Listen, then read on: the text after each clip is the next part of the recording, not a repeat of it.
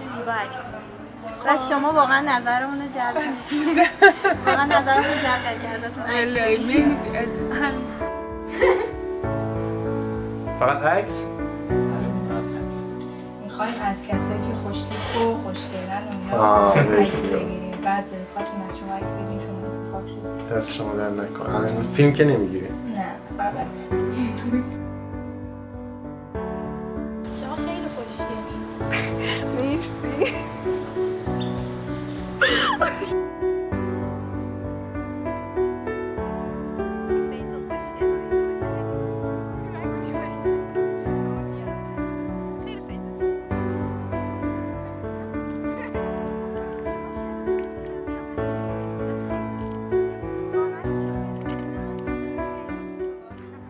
واقعا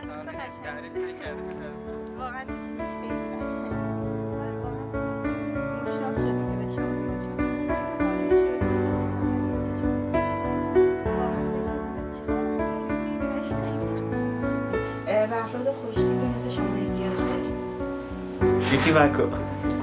دارم میگم شما واقعا خوشتیپی. جدی؟ شیخی بکو.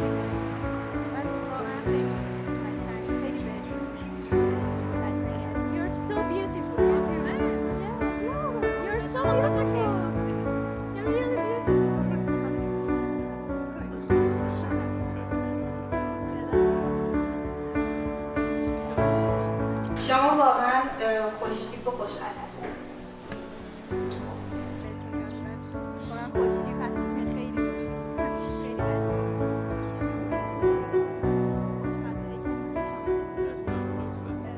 با ابهت‌ترین و گنده‌ترین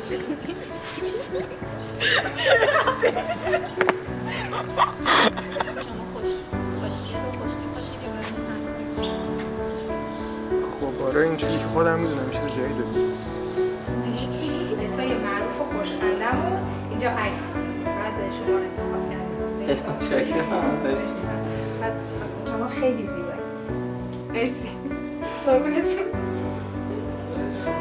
بیاید.